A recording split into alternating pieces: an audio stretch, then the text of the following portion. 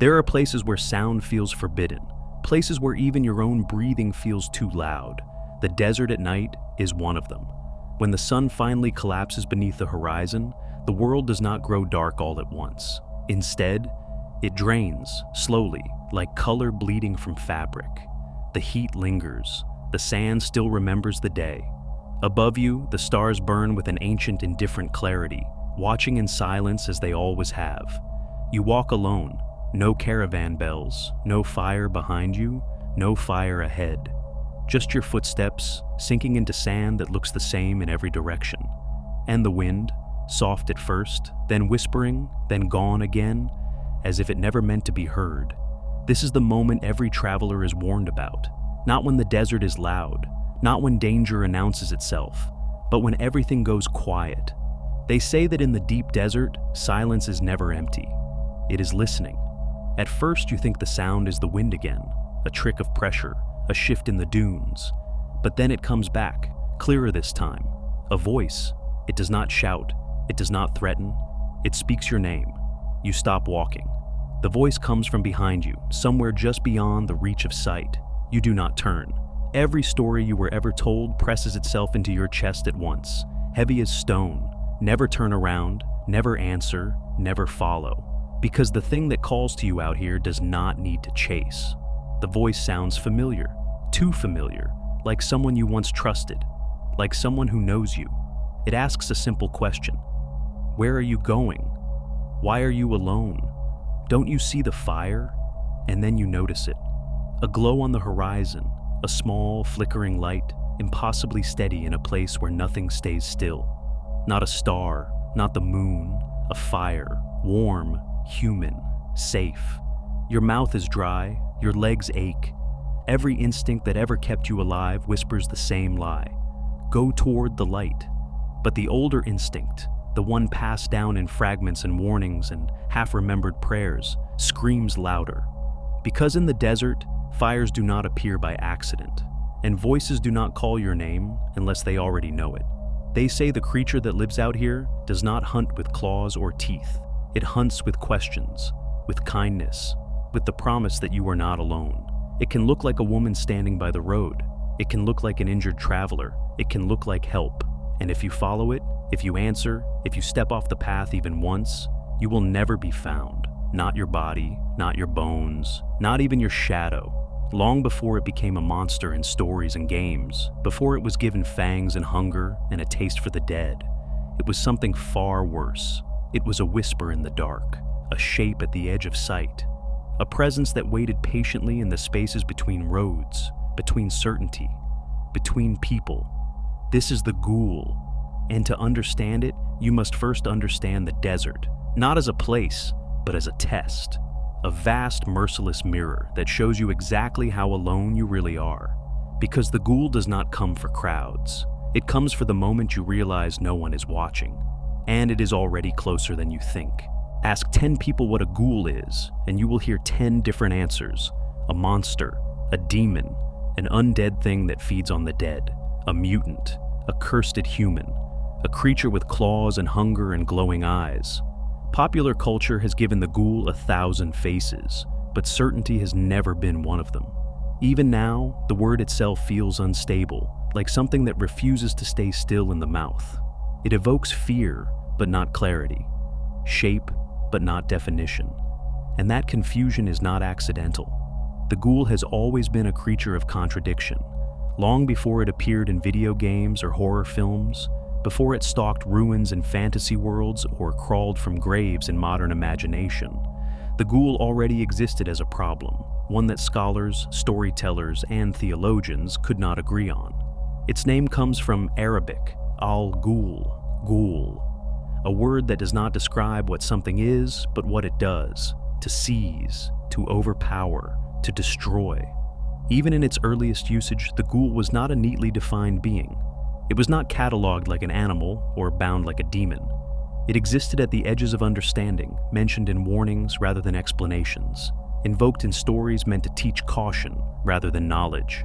And perhaps that is why it survived, because the Ghoul was never meant to be understood in full. In the Arabic-speaking world, people did not sit around debating its anatomy. They debated whether it could be trusted, whether it could lie, whether it could pretend to be human. They debated how to escape it, how to kill it, if it could be killed at all. Some described it as male, others insisted it was female. Some claimed it had one true form, others said it had none. The only point of agreement was this: the ghoul was never what it seemed. Unlike creatures that announce themselves with terror, roars, wings, violence, the ghoul specialized in misdirection. It was a creature of thresholds, roads at night, desert ruins, the space between villages, the moment when certainty gives way to doubt. It appeared when people were traveling alone, when they were tired, when they were lost. And when it did appear, it rarely looked monstrous. That detail matters, because fear of obvious danger fades quickly. Fear of familiarity does not. The ghoul did not need to attack openly. It needed only to be convincing, a voice that sounded human, a figure that moved almost correctly, a fire burning where no fire should be.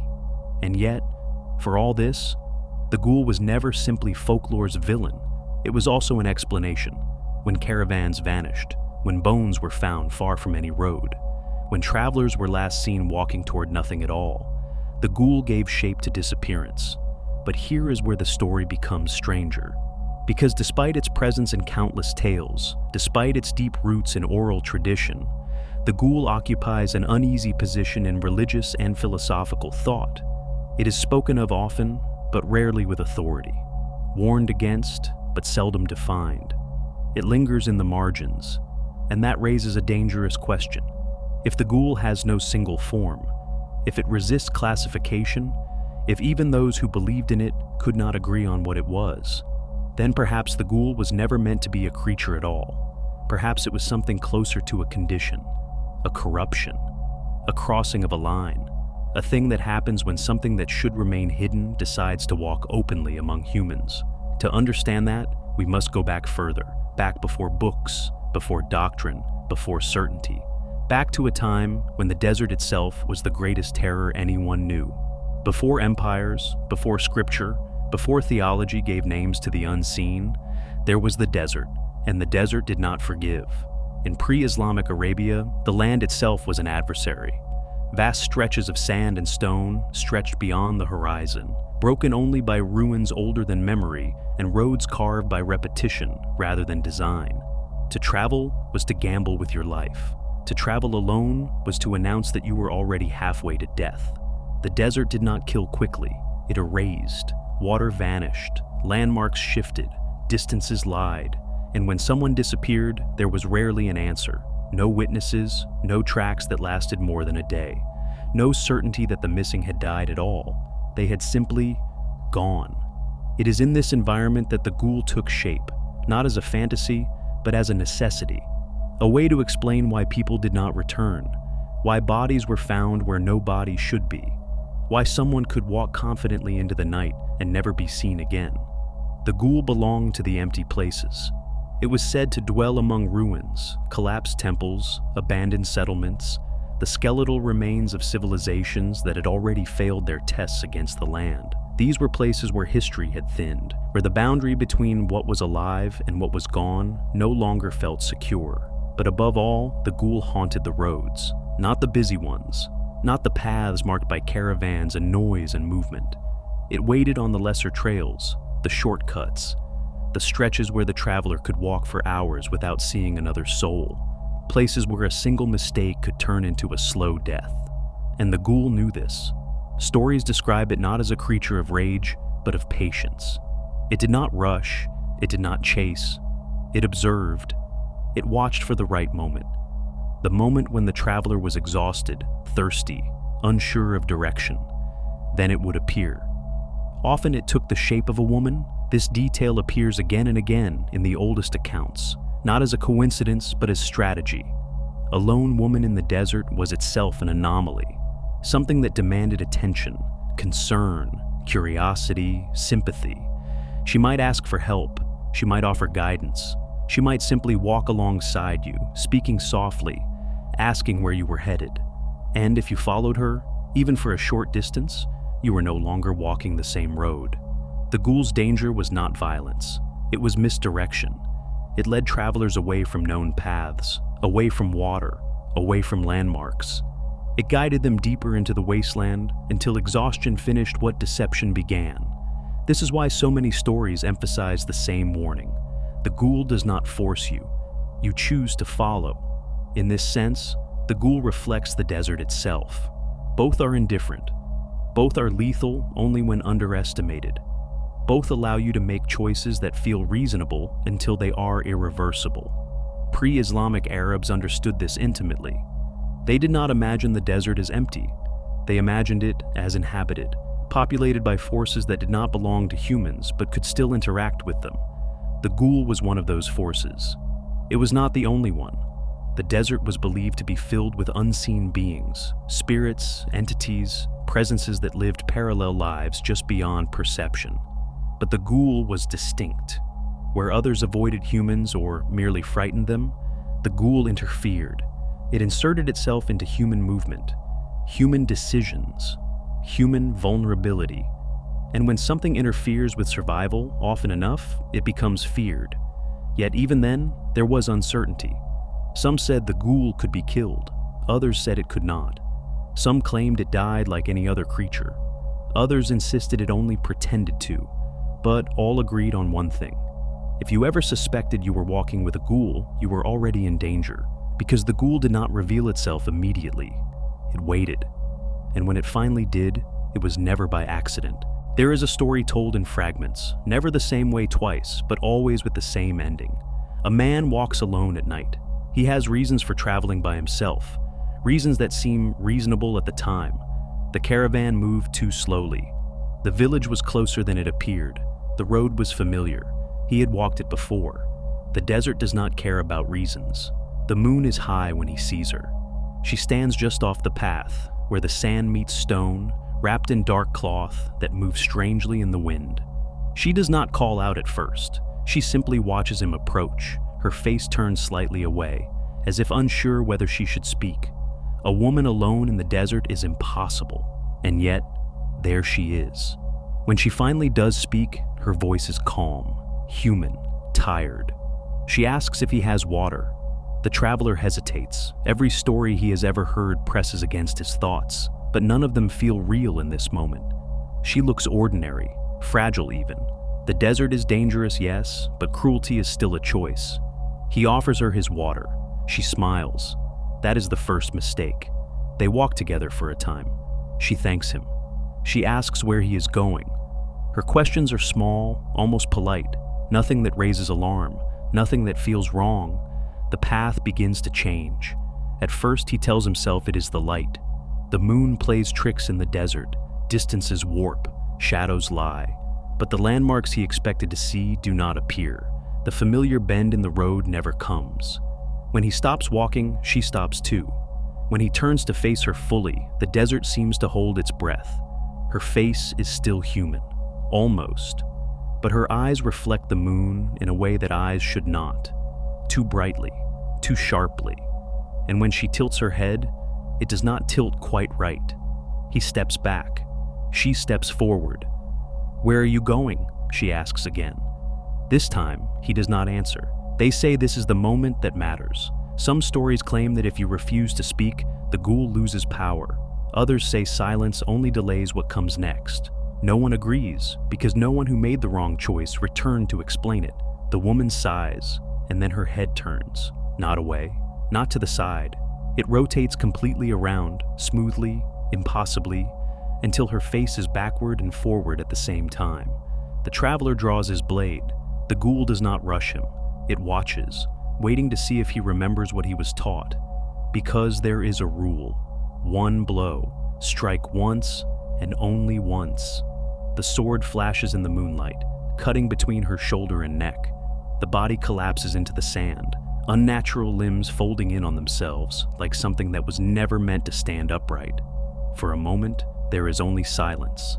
Then, the body moves. A voice rises from the sand, weak, pleading, human again. "Please," it says, "you didn't kill me. Strike again." The traveler grips his sword tighter. His heart pounds. Everything in him wants certainty, finality, to make sure. but the stories warned him. If you strike the ghoul twice, it will not die. If you strike it again, you will need 1,000 blows, and by then, it will already be too late. He steps back instead. The voice fades, the body dissolves into shadow, smoke, or nothing at all, depending on who tells the tale. The traveler walks until dawn without looking back. When he reaches civilization, he never speaks of what he saw. Some say this is shame, others say it is fear, but those who know the desert understand. Speaking of the ghoul invites attention, and attention in the wrong places is dangerous. Because the ghoul does not need to appear monstrous to kill, it only needs to be convincing. When Islam emerged, it brought order to a world thick with unseen forces. Names were given, categories drawn, boundaries established between what was real, what was metaphor, and what belonged only to fear. The wild, animistic landscape of pre-Islamic belief did not vanish, but it was examined, questioned, and in many cases, restrained. And the ghoul found itself in an uncomfortable position. Because unlike angels or jinn, the ghoul is never clearly named in the Quran. It is not granted a chapter. It is not described with authority. It is not presented as a certainty. This absence mattered. In a tradition where belief is anchored in revelation, silence can be more unsettling than denial. Scholars noticed it. Commentators debated it. Storytellers continued to speak of the ghoul as if it had always been there, but theologians were no longer so sure. Some pointed to scattered reports attributed to the Prophet Muhammad, sayings in which ghouls were mentioned, warnings offered, prayers prescribed. But these reports were contested. Their chains of transmission were weak, their authenticity uncertain. Many scholars rejected them outright. Others hesitated, and from this hesitation grew division. There were those who argued that the ghoul was nothing more than a superstition inherited from a harsher age, a projection of fear onto an unforgiving landscape, a way to explain hallucinations brought on by hunger, thirst, and isolation. In this view, the desert itself was responsible for the visions, not some hidden predator. A tired traveler sees a shape. A frightened mind fills in the rest. Reason, they argued, demanded skepticism. But others disagreed. They pointed out that the unseen world did not end with angels. The Quran speaks clearly of jinn, beings created from smokeless fire, invisible to humans, living alongside us in parallel societies. They eat, they marry, they believe or disbelieve. Some are righteous, others are dangerous. And if such beings exist, then why not the ghoul? Perhaps the ghoul was not absent from Islamic cosmology. Perhaps it had simply been misunderstood. This debate was never fully resolved. Instead, it fractured into interpretations. Some scholars dismissed the ghoul entirely, relegating it to the realm of myth. Others accepted it cautiously, redefining it to fit within an Islamic framework. The ghoul, they suggested, was not a separate creature at all. It was a jinn, but not just any jinn. It was a jinn that crossed a line. In this interpretation, the ghoul was not born monstrous. It became monstrous through behavior, through deception, through predation. A jinn that deliberately led humans astray, away from safety, away from reason, away from life, earned a new name, Ghoul. This idea preserved both tradition and doctrine. It allowed stories to survive without contradicting revelation. The ghoul became less of a species and more of a warning, a label applied to a particular kind of threat. And yet, even this explanation did not settle the fear, because belief does not disappear simply because it is questioned. The desert did not change. People still traveled alone. Disappearances still happened. And when someone vanished without explanation, doubt offered little comfort. Reason could say the ghoul was not real, but the reason could not explain why the fire was seen where no camp had been, why footsteps appeared beside yours in untouched sand, why voices called names no one else knew. Faith might draw boundaries, but fear does not respect them. And so, the ghoul remained, not confirmed, not denied, lingering in the space between belief and disbelief, where the most dangerous ideas tend to survive. To understand the ghoul through an Islamic lens, one must first understand the jinn, not as caricatures, but as complex beings woven deeply into belief.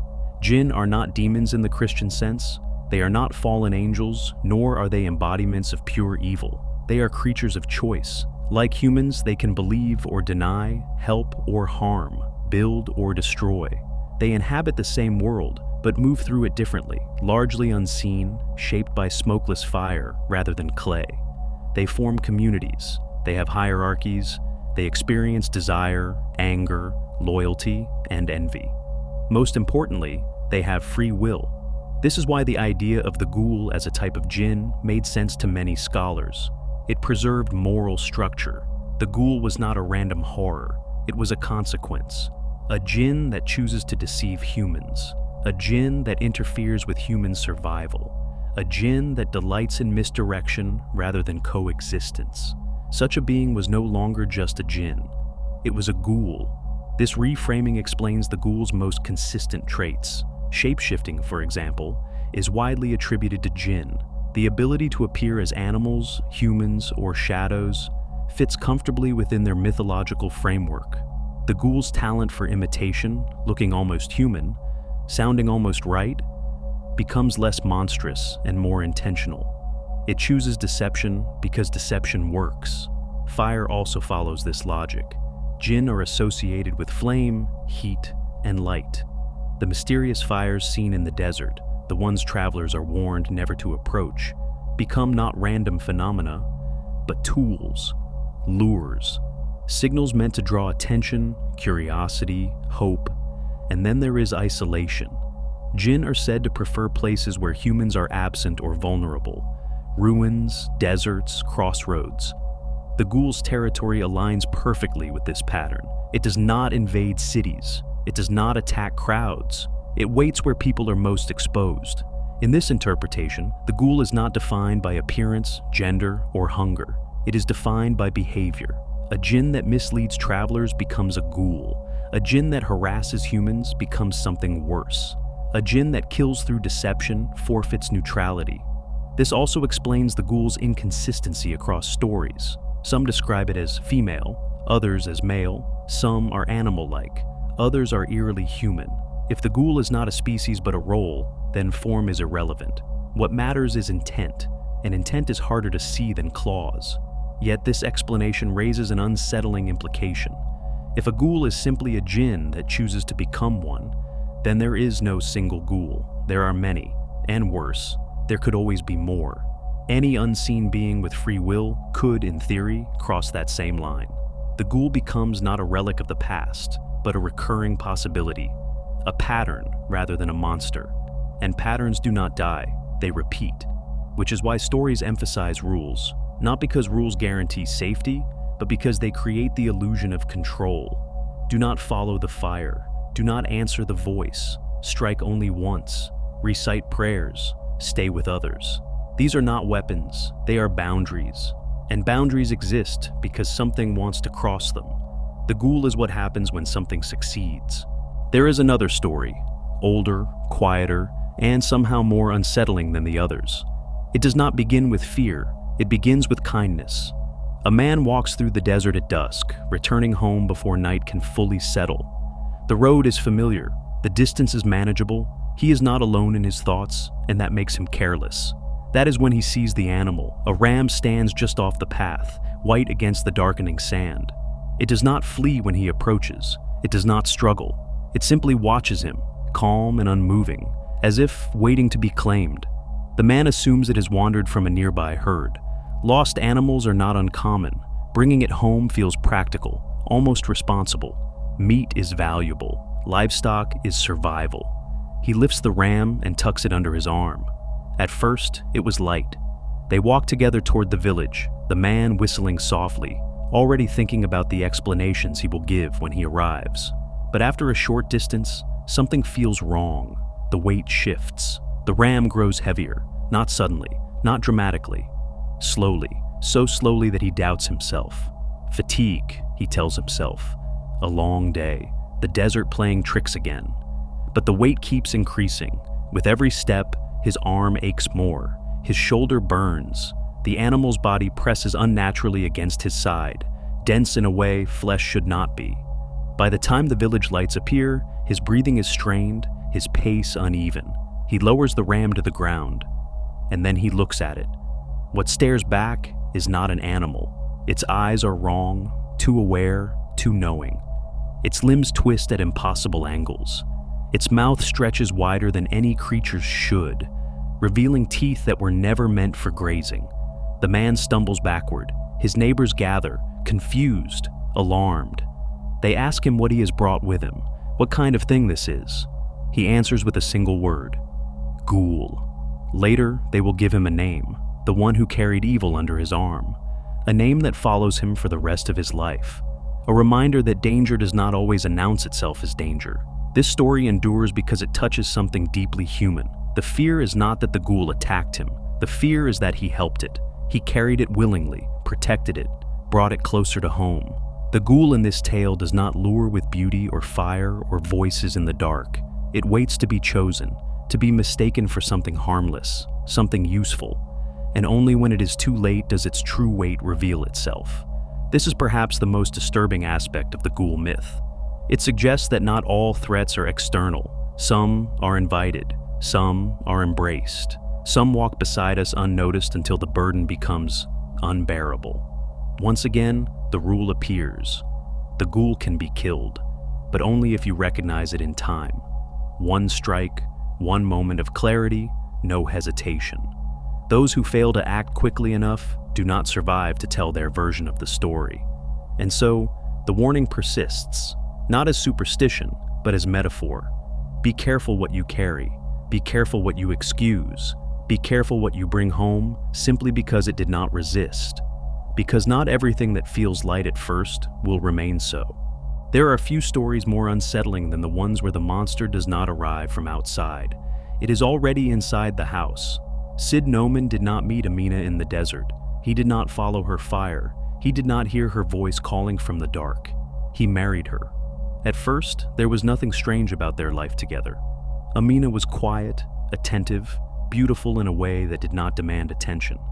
She spoke little, smiled often, and seemed content with small comforts. Their home was peaceful. Their days passed without incident. It was only the nights that felt thin. Sid Noman noticed small things. Amina ate almost nothing, just a few grains of rice, carefully placed on her plate as if for appearance rather than hunger. When he asked if she was unwell, she smiled and said she simply was not hungry. Her sleep was restless. Some nights, he woke to find her gone from their bed, the room cold and silent. By the time he gathered the courage to search, she had always returned, lying beside him as if she had never left. He told himself there was a reasonable explanation. There always is. But doubt grows quietly. It does not announce itself. It accumulates in pauses, in patterns, in the moments when the same question returns without an answer. One night, Sid Noman followed her. He watched as she slipped from the house, moving with practiced ease through the sleeping city. He kept his distance, heart pounding, afraid that the sound of his own breath would betray him. She did not go far. She went to the cemetery. There, beneath the pale light of the moon, Sid Noman saw his wife meet another figure, a shape that shifted between human and something else, something hunched and waiting. Together, they knelt beside a fresh grave, and then they dug. What followed was not hunger as humans understand it. It was consumption without urgency, without emotion. Flesh torn and shared, bones exposed to the air. The dead disturbed in a way that violated every boundary Sid Noman knew. His wife was not a victim. She was a participant. When he confronted her later, when fear finally broke into words, Amina did not deny it. She did not beg. She did not threaten. She revealed. She was not human. She had never been human. She was a ghoul. And like so many ghouls in the story, she was also a shapeshifter, a being capable of slipping into human life, of passing unnoticed, of building relationships that were real in every way except the one that mattered most. When Sid Noman tried to leave her, to escape what he now understood too late, she did not chase him with claws or teeth. She used magic. In an instant, he was no longer a man, but an animal. Reduced, powerless, trapped inside a body that could not speak the truth. The punishment was not death. It was humiliation. Survival without dignity. This is what separates Amina from the ghouls of the desert. She does not lurk at the edge of civilization. she integrates. She proves that the ghoul does not need isolation to thrive. It can live among people, love among them, build a life that looks ordinary from the outside. This story is unsettling because it strips away the comfort of distance. The ghoul is no longer out there. It is beside you, eating at your table, sleeping in your bed, and perhaps most disturbing of all, it suggests that not all ghouls are immediately hostile. Some coexist, some care, some choose to reveal themselves only when it no longer matters. In this version of the myth, the ghoul is not merely a predator, it is a secret. Up until this point, the ghoul was terrifying, but specific. It misled travelers, it mimicked humanity, it destroyed through deception and isolation. What it did not consistently do, in the oldest Arabic traditions, was feast on corpses. That detail, the ghoul as a grave-robbing, corpse-eating monster, is the part most people recognize today. And yet, it is also the part that does not belong to the ghoul's original form. This is where the story fractures. When the tales of the ghoul traveled beyond the Arabic-speaking world, they did not travel alone. They passed through translation, imagination, and cultural expectation. In the early 18th century, a French Orientalist named Antoine Galland introduced Europe to what would become known as the 1001 Nights. But Galland was not merely translating, he was transforming. Working from incomplete manuscripts and oral retellings, he filled gaps. He embellished.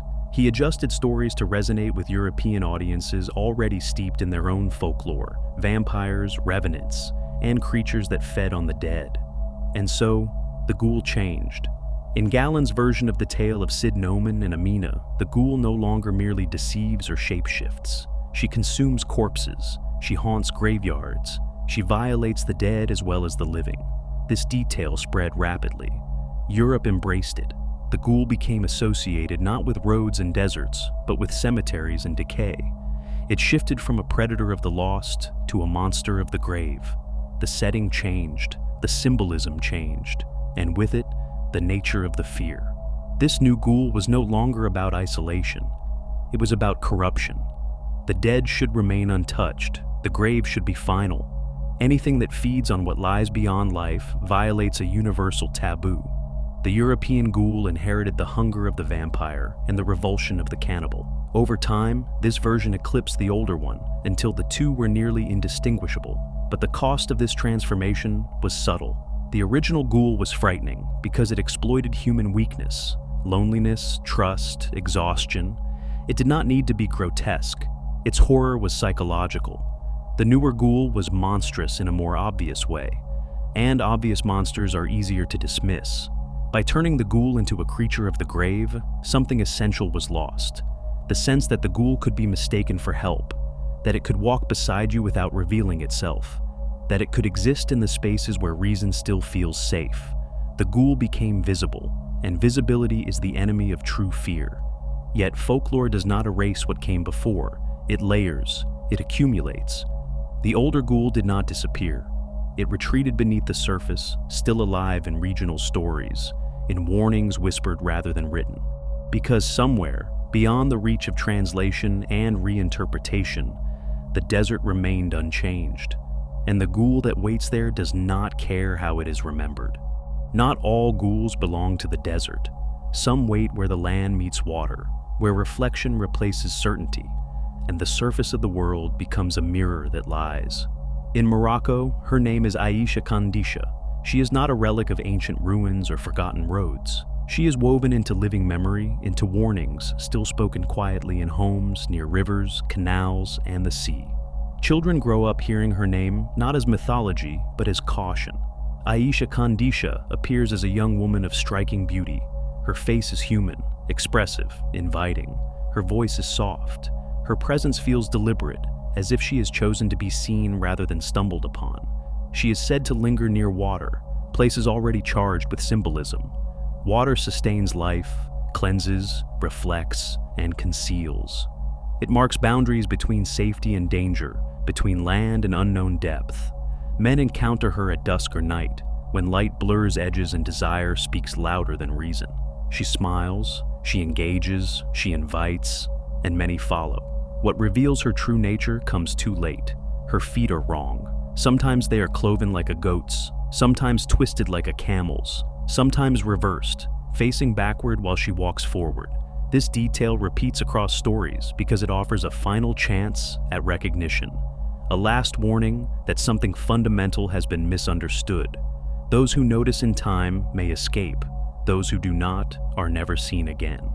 Aisha Kandisha embodies a transformation of the Ghoul myth that feels both regional and universal. Like the desert Ghoul, she relies on isolation. Like Amina, she integrates into human expectation. And like the European reinterpretation, she is often fatal. But unlike all of them, she is associated with desire. She does not appear as someone in need. She appears as someone wanted. This makes her especially dangerous. The warning embedded in her story is not simply do not follow strangers. It is do not let longing override perception. Do not mistake attraction for safety. Do not assume that what draws you in has your survival in mind. In some accounts, Aisha Kandisha is not purely evil. She is vengeful, a spirit born from injustice, violence, or betrayal. In others, she is simply predatory. The stories do not agree. And once again, agreement does not matter. What matters is that she persists. Even now, in a modern world mapped by satellites and illuminated by streetlights, her name is still invoked. Parents warn sons not to wander near canals at night. Fishermen speak of seeing a woman at the water's edge and turning away without explanation. Because the Ghoul adapts. Where deserts give way to cities, it finds new edges, new liminal spaces, new ways to appear human. The form changes. The pattern does not. It would be comforting to believe that the Ghoul vanished when belief systems changed. That once maps were drawn, roads paved, and the desert measured, the creature that lived in uncertainty simply had nowhere left to hide. That reason replaced fear, and knowledge replaced superstition. But folklore does not survive because it is factual. It survives because it is useful. The Ghoul exists because it explains something that logic alone cannot fully address. The vulnerability of being alone. Not just physically alone, but existentially, cut off from witnesses, protection, certainty. In the desert, this vulnerability is obvious. In the modern world, it is easier to ignore. Yet the conditions that gave birth to the Ghoul never disappeared. They change shape. Isolation still happens. People still get lost. Trust is still misplaced. And the human mind, under pressure, still fills silence with meaning. Rationalist thinkers were not wrong when they suggested that exhaustion, thirst, and fear could produce hallucinations. They were not wrong to say that suggestion is powerful, that stories are prime perception. A traveler who expects danger is more likely to see it, but that explanation is incomplete, because even if the Ghoul exists only in the mind, the consequences are still real. A man follows a light that is not there. A traveler leaves the road because a voice sounds kind. A stranger trusts someone they should not. Whether the Ghoul is an external being or an internal projection becomes irrelevant the moment it influences behavior. This is why the Ghoul refuses to die. It is not a monster that needs belief to function.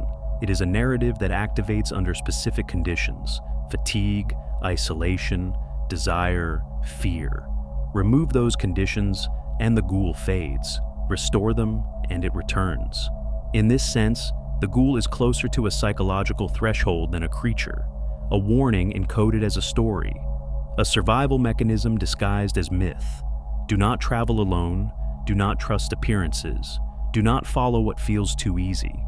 These are lessons dressed in fear because fear is memorable, and yet something remains unresolved, because if the Ghoul were only metaphor, only hallucination, only a lesson passed down in story form, why does it feel so consistent across cultures and centuries? Why does it always appear at the edges? Why does it always speak first? Why does it always wait for permission? The Ghoul does not force entry, it invites. And that invitation, more than any claw or tooth, is what makes it enduring. It mirrors the part of us that wants relief, connection, guidance, especially when we are most vulnerable. Perhaps the Ghoul is not a being that lives in deserts or ruins or waterways. Perhaps it lives in moments when certainty collapses, moments when exhaustion weakens judgment, moments when the promise of not being alone becomes irresistible. And those moments have never been rare. The desert is quiet again. Night stretches endlessly in every direction, the stars unmoving, the sand cold beneath your feet. You walk alone, just as countless others have before you, just as countless others will again. Nothing seems wrong, and that is always how it begins. At first, there is only the wind, soft, directionless, carrying no message. Then silence returns, heavier this time, pressing against your ears until you become aware of every breath, every step, every thought. That is when you see it. A light. Small, steady, impossible. A fire where no fire should be. You stop walking. The distance between you and the glow is impossible to judge. It could be close. It could be hours away. The desert offers no perspective, no promise that moving forward will bring you closer to anything at all. Then comes the voice. Not loud, not urgent, familiar. It speaks your name. It does not command you to come closer. It does not threaten you with harm. It asks a question instead, one that feels reasonable, almost kind. Where are you going? Your mouth opens before you realize it is moved. This is the moment every story points to. The moment where choice still exists, where nothing has happened yet, and everything could still be undone. You remember the rules. Do not answer, do not follow, do not leave the path. You remember that the ghoul does not chase, it waits. It knows patience better than hunger. It knows that humans, given enough silence, will betray themselves. The voice calls again. It sounds closer now. You turn away from the light and walk. You do not run. Running suggests fear. Running suggests certainty. You walk because walking keeps you human, keeps you grounded in the rhythm of your own body, rather than the pull of the unknown. Behind you, something shifts. You do not look. You do not speak. Eventually, the voice stops. The fire fades, or perhaps it never existed at all. Dawn comes slowly, washing the desert in pale gold, revealing nothing but sand and stone and the road you never left. You reach safety. You survive. And yet, the feeling does not leave you, because survival is not the same as certainty. You will never know what stood behind you in the dark. You will never know whether the voice belonged to a being, a trick of the mind, or something in between. You will never know how close you came to stepping off the path. And that uncertainty is the ghoul's final gift. Not death, not terror, but the knowledge that something was there, and may still be there, waiting for the next moment of silence, the next traveler who forgets the rules, the next voice that sounds too kind to ignore. The ghoul does not need belief. It needs only an unanswered question. And somewhere, even now, a fire burns where it should not. So, if you ever find yourself alone in the dark and a voice calls your name from just beyond the edge of sight, do not answer, because some things only exist when you are alone, and some things are listening.